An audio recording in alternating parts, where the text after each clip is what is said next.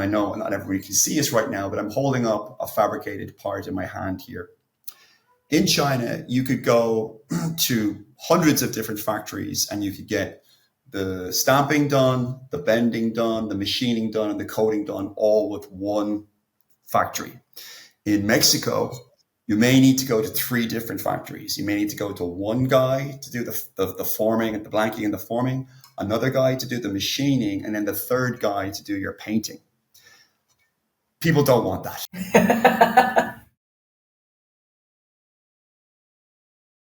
Hello, and welcome to Speaking of Supply Chain, where we explore trends, current events, and innovations impacting the logistics and supply chain industries. I'm your host, Ellen Wood.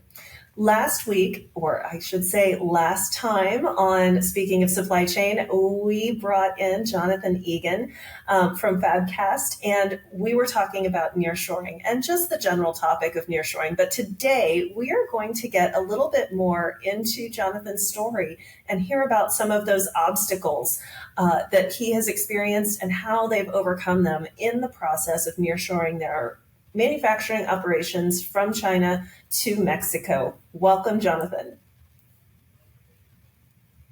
Hi, Ellen. It's great to be back on the show.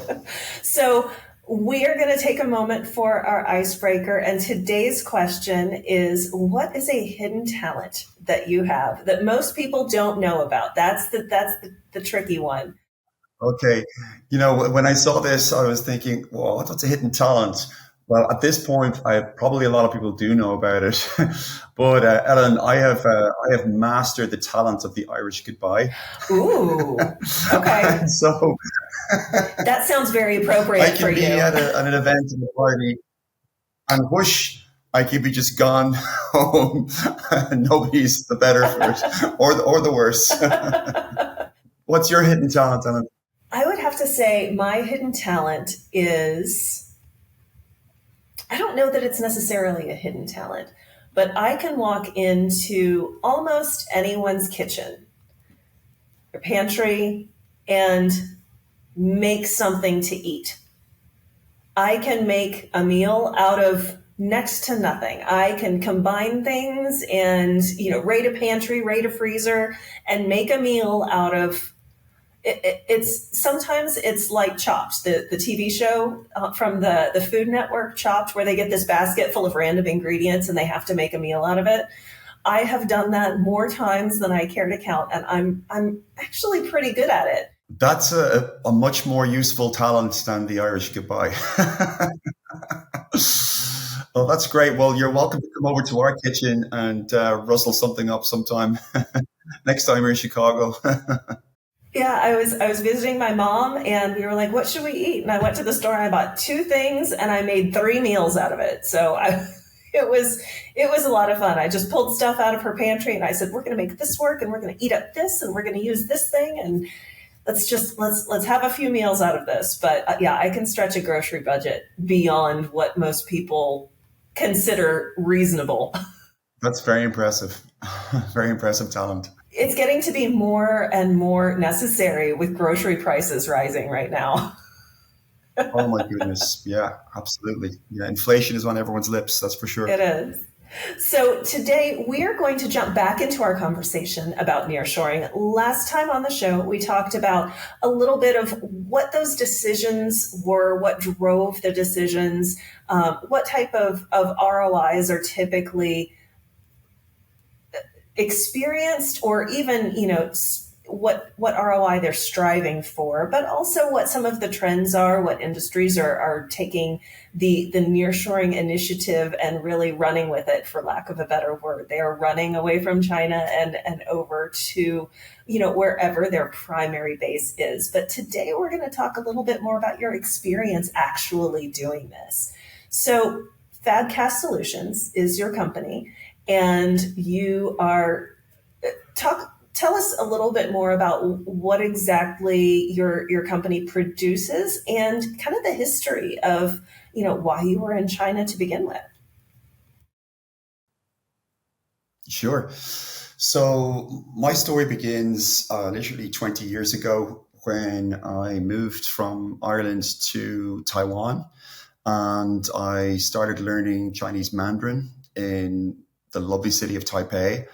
And then I moved over to the big, bold city of Shanghai, Shanghai, China. And I started working with a trading business, and I was project managing several different projects in textiles, furniture, and automotive. And the automotive client was based in Michigan, and I was basically going out to the factory in the outskirts of Shanghai on an almost daily basis, going in, doing quality audits, negotiating with the factory owner, doing product development, and so on and so forth. And the customer in Michigan, on one of the visits, they would come out maybe 4 times a year, sat me down and said, look, we like what you're doing, and we would like to invite you to help us set up a new company here in China to effectively work with this factory and other factories. So that was an opportunity I couldn't, say no to, and so that was just start. It was another chapter in the great adventure, and it kind of developed from there. I then we did great things together, but unfortunately, with all the rising costs in China, there just wasn't the same room to have, so many middlemen businesses between the factory and the end customer. And so obviously that kind of landscape crumbled. And I ended up getting a formal partnership with the Chinese factory owner and becoming the exclusive importer of record for those products coming into the United States. So that's effectively how the US company was born. And it grew out of a need, Ellen, to further serve the customer. So a lot of companies, they would have their spend, they would find a factory, and they would be buying containers full of product. And the quality audit, the QA and the QC may not have been what they needed it to be. And automotive can be very demanding in terms of quality and delivery. So we set up satellite warehouses here in the United States. We hired supplier quality engineers and admin staff, and we basically were able to look after the entire process. So everything from the production in China to the last mile delivery. And we had SQEs that would go and visit our customers on a semi-regular basis, not just when there was a problem, but with the greater face time, you could launch new projects together, you could innovate together. And that spurred us to grow quite quickly. So we cater mostly to small to mid-cap companies anywhere between maybe 20 million to 150 million in size, who may not have, overarching overseas purchasing offices and what have you. So they can lean on us for that. Our processes that we cater to mostly, as the name might suggest, FabCast. We do a lot of casting, which mostly involves high pressure die casting or gravity casting of metals, mostly aluminum, but a little bit of zinc as well, and fabrication of metals, which is forming, bending, working with sheet metal, etc. And I also, tongue in cheek, like to say that we have a fabulous cast of people working in our organization as well. I mean, how can you not lead into that? It's just there for the taking. Yes, I thought so. Our people are our greatest asset, and we're very lucky to have such a great team. So, in deciding to move primary production to Mexico, there are a number of differences between China and Mexico. And I actually sat in on a cultural session about this in terms of marketing. So in terms of marketing, when we're looking at different geographies, there are a number of different indexes that they use to kind of understand who your audience is in this region of the world. And so I was taking a look at some of my notes from this seminar the other day, and some of the biggest ones the differences between Mexico and US. And I'm sure you will have a lot of experience to talk to this. So one of the bigger ones is the way they express themselves, just as individuals, as people, whether they're very indulgent and flamboyant or whether they're very reserved. And in Mexico, they love life. They're very laid back. The time that they propose to do something could be, somewhere close to what they say. It could be 2 weeks longer. There's no hurrying someone who doesn't want to be hurried.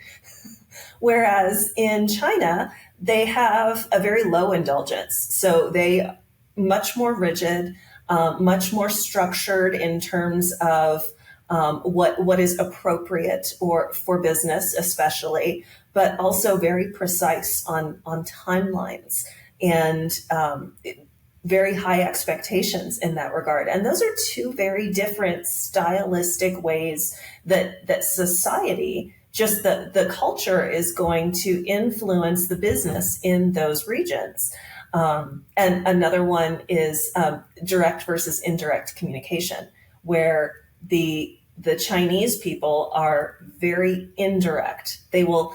One thing that the seminar told us was they will not say no to you outright, or they don't like to just tell you no. They talk around it, and they say something like, "This is not something that we're considering right now," which is just a definite no.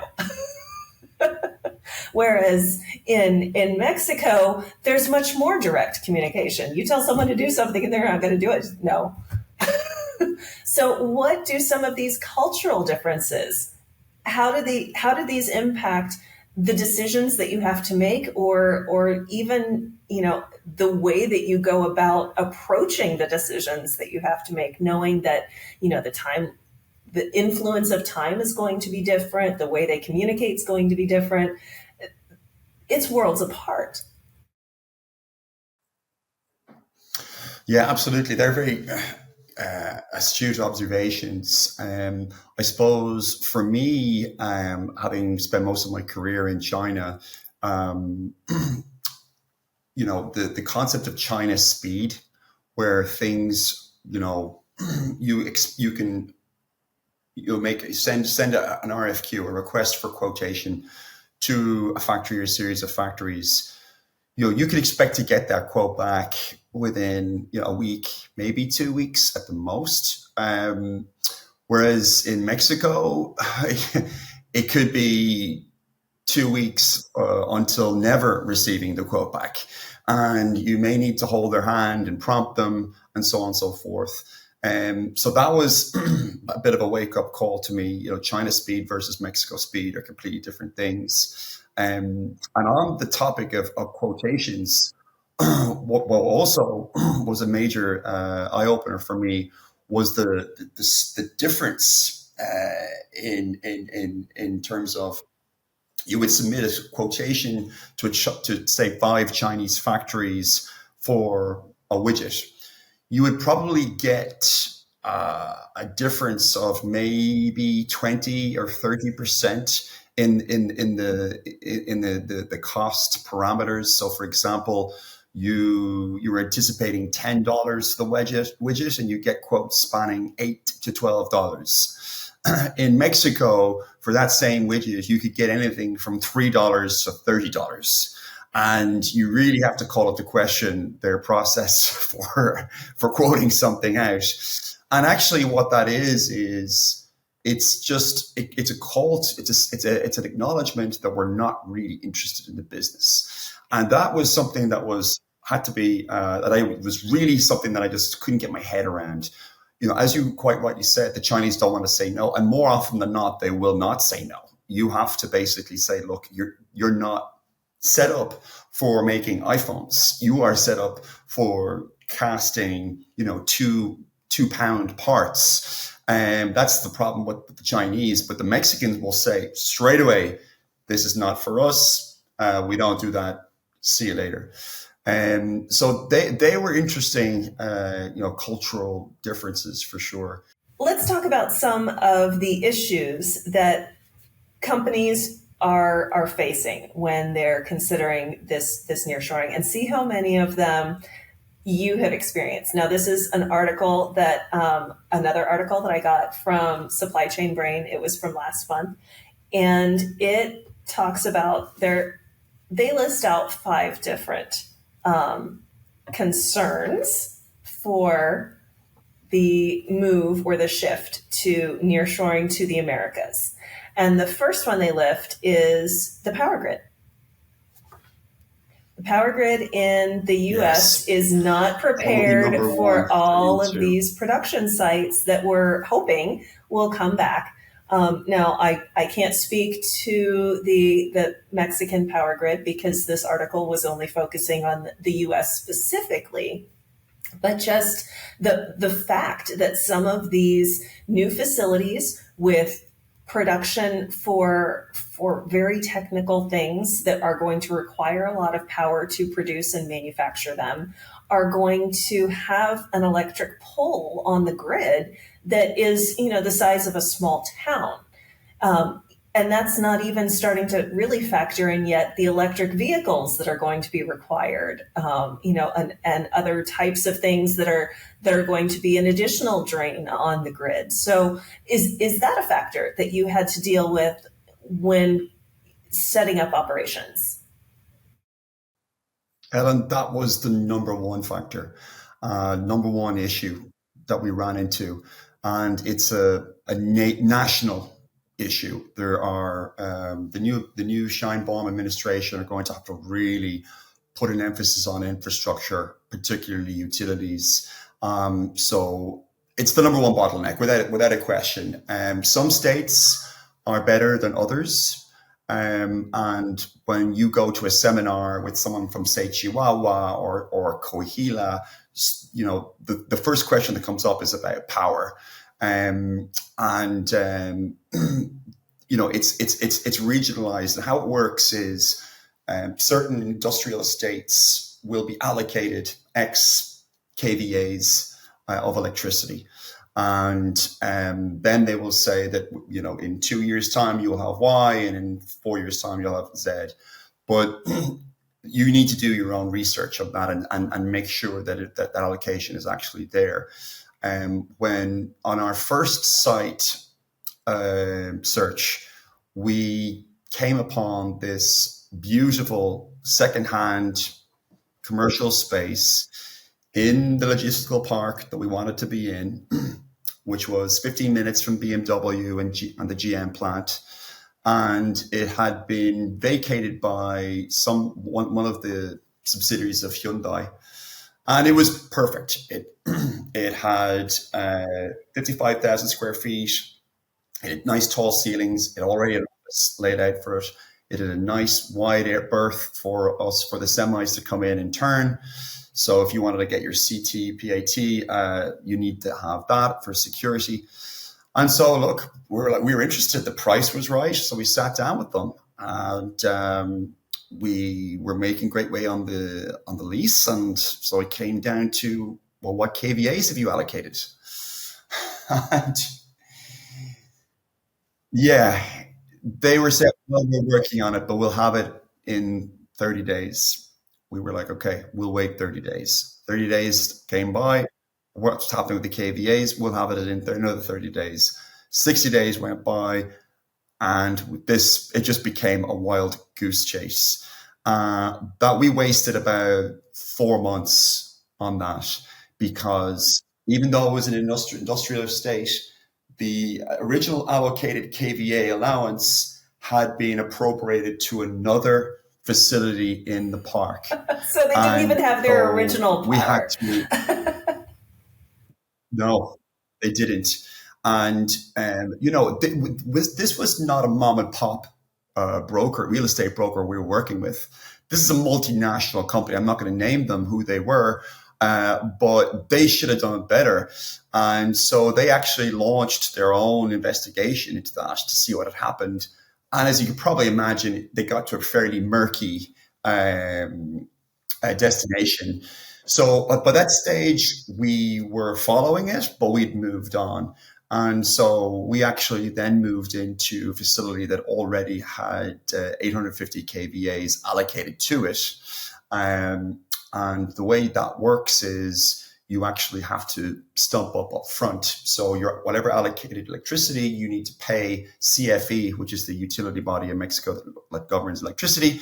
You need to basically put a deposit on that. And what we did with our landlord was we amortized that into the square foot rate over 5 years, which was actually a lot.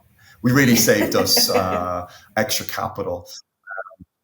But yeah, absolutely, it's electricity is your number one issue which you need to address. All right. So the second issue that they list is labor issues and the labor shortages.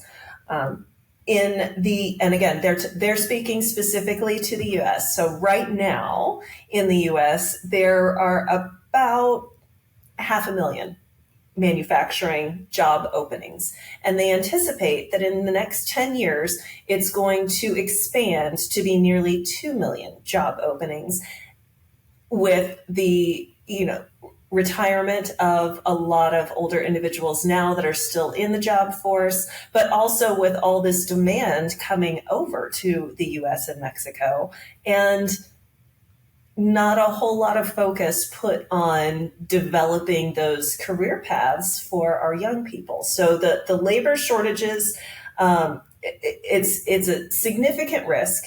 And how are you handling that for your company? So again, another great observation. Mexico produces 100,000 plus industrial engineers every year, and you're getting great caliber of talent. Your teenage student has his eyes or her eyes on entering a university to get an engineering degree, whereas in the US they're not quite looking at that. Okay, they're looking at maybe doing marketing or I don't know, legal could be or any something number like of things that. in the Whereas US. the ambition for a lot of those kids is to get into engineering because they know they're going to get a good job in manufacturing in Mexico. And they're producing great caliber of talent. I mean, we have people on our team that are bi and trilingual, speaking Spanish, English, and German. You're not going to find very many manufacturing heads in the US that are like that. Also, your median age in manufacturing in the US is probably somebody in their mid to late 50s. Of course, there's differences, but your median age in Mexico is probably someone in their late 20s. So, and in terms of talent and pool of talent availability, again, what we liked about central Mexico, where we are in San Luis Potosi, is the stability factor. People are generally happy where they are, and they're naturally a very loyal workforce. However, speaking to somebody who has a factory on the border, the Texas border, he says they have a much higher HR in out. Because a lot of the people there sadly have one eye across the border, and if a family member gets set up somewhere nice, then next thing they blow the whistle, and you have 3 or 4 workers that are out the door. So we don't necessarily we don't believe we'll have that issue as much in where we are in San Luis Potosi. Okay. All right. So the number 3 issue I'm not sure how PC that is. Sometimes we can't be PC.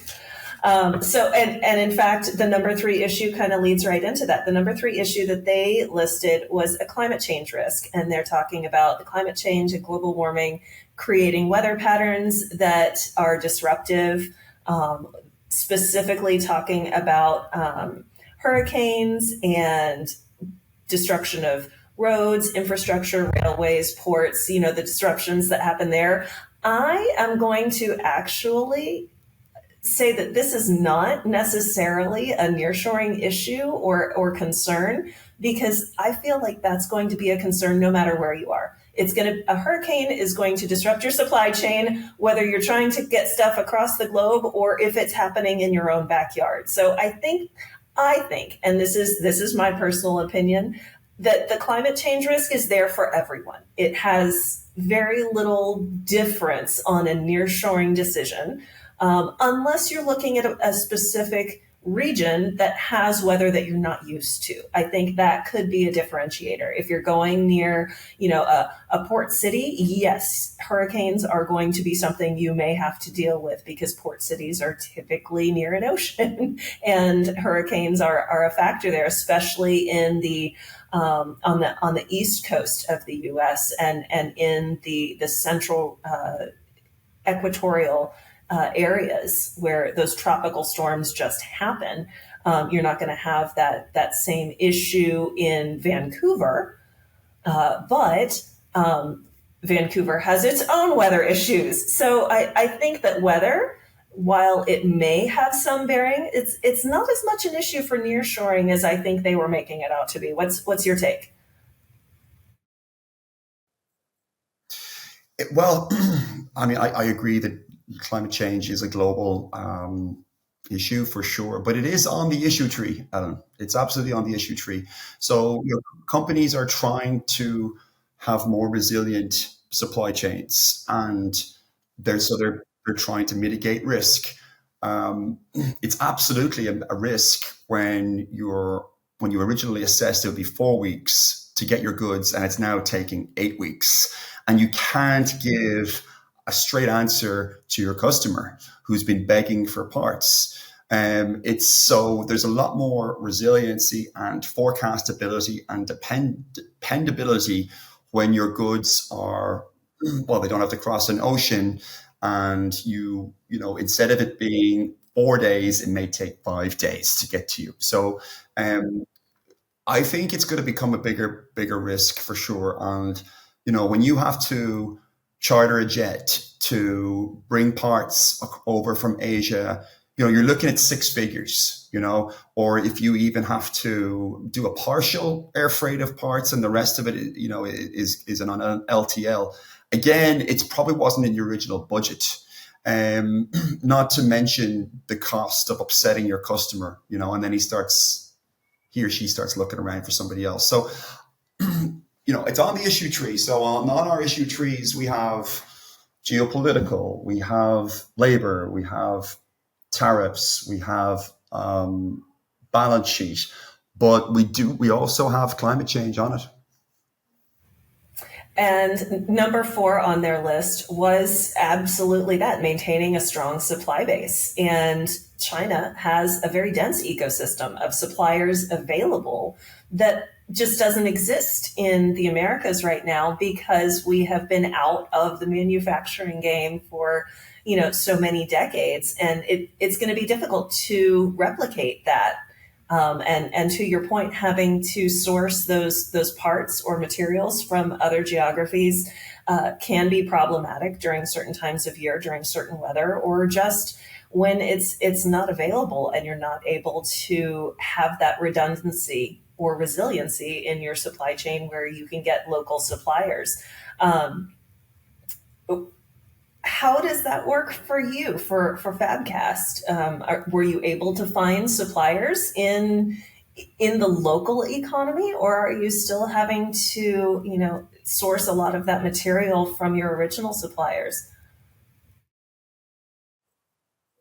So that's a great question. So over the last year and a half, 18 months, we have been basically putting together a Rolodex of vendors, service providers in Mexico. So we've been visiting refractories. We've been visiting other foundries. We've been speaking and visiting with raw material brokers.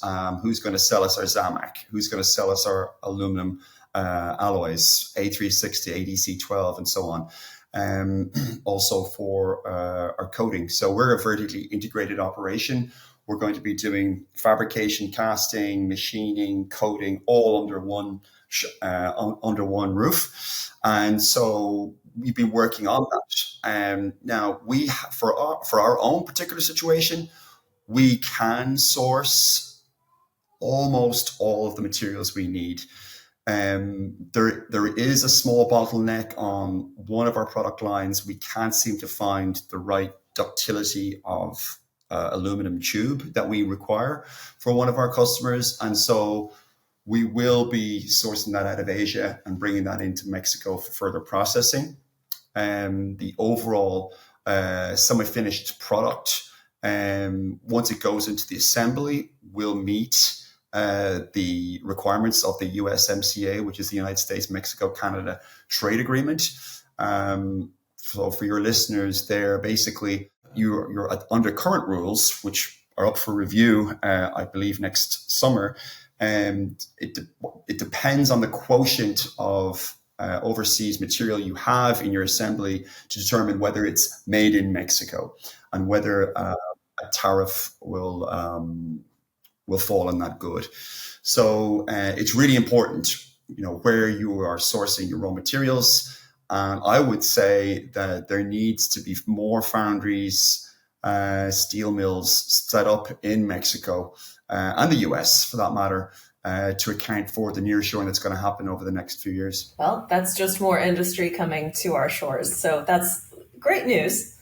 But you did touch on the fifth item in this list, which was the regulatory environment and all of these regulations and rules and laws that these companies need to abide by in this different geography. This was an interesting fact, and I believe this is, according to the National Association of Manufacturers, so this is in the US, not Mexico, the industrial sector faces 297,696 restrictions on operations from federal regulations. That seems a little excessive, I must say. But I mean, there's a wide range of, manufacturing. So I suppose, not all of those apply to every particular product that could be manufactured, but, environmental protection, worker safety, product standards, these types of things where there's going to be laws and regulations in place that are different from geography to geography. Have you encountered any of those type of obstacles where something you weren't anticipating having as a benchmark or a rule to abide by that you weren't expecting? Not expecting may not be the right phrase, but in terms of severity, I did have some surprise. So we had a visit earlier this week from, I suppose you could compare it to American OSHA. And we were basically, it was a local superintendent who came in and basically told us what we needed to do in terms of civil protection. Somebody else came in from the Environmental Bureau. And the mandate was quite severe, that if we did not abide by the certain rules and regulations, that we could be shut down like that. And if that does happen, you have to cease all operations. You then have to apply for a temporary permit to restart manufacturing. And it could be for some very mundane things which may seem mundane to certain people, where you hang your fire extinguisher or your egress route for workers, or to how big the holding area is for hazardous material. So I guess probably from China, it was maybe a little bit more lax. But in Mexico, it's very strict, and it's a good thing. It is absolutely a good thing. We do want to make sure that our employees are, safe and able to be productive. And if anything should go wrong, that safety is the primary response. But it just seems that is something that is, along with the culture, going to be just a shift in perspectives and really understanding what is possible, what the expectations are, but where those rules and guidelines, where those walls are that you can't cross. So I Would love to hear. You've just told us about a story of, potentially running into an error or a problem where you would have to shut down operations and wait for permission to get started. What other roadblocks, obstacles have you come across? Have there been any utter fails in this move and this transition for you, or is everything going smoothly about as well as can be expected? Like overall. Um, nothing is, as my mother likes to say, nothing is easy. And if you think it's easy, you don't understand the problem. That Um, sounds like a logistics I would saying that say, needs to happen. yeah. Um, I won't say it's been particularly or has been especially smooth, but the you have to anticipate that there's going to be these issues. Um, I think the amount of hand holding we've had to do with the local authorities in Mexico is more than we would have anticipated. Sometimes it's the left hand doesn't know what the right hand is doing, and the right hand doesn't really care what the left hand is doing. So your job sometimes is to kind of bind them together and, press the reset button or a lot of follow up. And that's just kind of a general observation. From our own standpoint locally, we probably didn't start some of our civil works fast enough. We probably didn't appoint a general contractor fast enough for some of our large machines. So our large high pressure die casting machines have to be berthed into the floor of the plant. And I give ourselves a slap on the wrist for not starting that any sooner than we probably should have. Um, so, and on top of that as well, the contractors didn't start fast enough either. But that is now being solved, and I think we're almost completed now on certain grooves and civil works that we had to get done inside the building. Wonderful. So when do you anticipate being able to go live full operations? So we had another meeting with People's Gas yesterday morning, and the gas is supposed to take about 10 weeks from when it kicks off, which is going to be next week. So once we have the gas in, we can then hook that up to our to the foundry and also the coating lines. So that'll be October. So we hope to be in soft production somewhere in the middle of quarter four.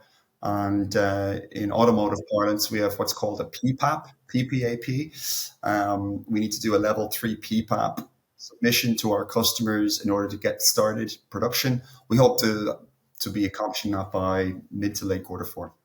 Fantastic. Well, it sounds like you have a lot more work to do.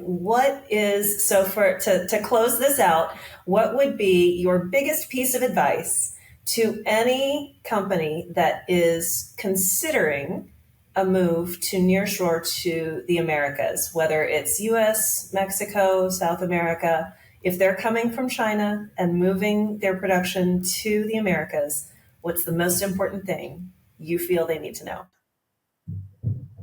I feel they need to know whether they're going to be going to work with a contract manufacturer, or whether they're going to actually do everything themselves. So one caveat and one lesson I'd like to give to your listeners is that you're not going to find as many vertically integrated plants in Mexico for what you need than you would in China. So for example, and I know not everybody can see us right now, but I'm holding up a fabricated part in my hand here. In China, you could go to hundreds of different factories and you could get the stamping done, the bending done, the machining done, and the coating done all with one factory. In Mexico, you may need to go to 3 different factories. You may need to go to one guy to do the forming and the blanking and the forming, another guy to do the machining, and then the third guy to do your painting. People don't want that. We have what's called in the industry the coat of arms, where people start blaming each other for certain defects that were caused in the process, and the customer has to, is left there with the problem they have to solve themselves. So you need to determine, what are you going to do? Are you going to do everything in-house, or are you going to, third party some of your manufacturing? That's your biggest quandary to get started. My suggestion, obviously, work with a great contract manufacturer like FabCast. But if not, you probably need to look at setting up your own vertically integrated operation and rely on as least people as possible. All right. So, shameless plug. Yeah, sorry about that. No worries. All right. Well, Jonathan, thank you so much for joining us on the show today. We might have to have you come back, because all we've talked about is FabCast. We haven't even touched on the Irish whiskey, and that in and of itself, absolutely, I'd love to tell you more. Is a tragedy, because thank you so much for our listeners. There is a what was the way you called it on LinkedIn? The refounder, or the reimaginer? Yes, I like reimaginer. Yeah. So my close friend and my family, we refounded an old family whiskey, which has been in our family for 6 generations, and hopefully a 7th when my son comes of age. But it's called Egan's Whiskey, and we are bonders, blenders, and bottlers of Irish whiskey, and we are available in Total Wine and More in the US, and it's an award-winning whiskey, and you gotta taste it at some point. Please do.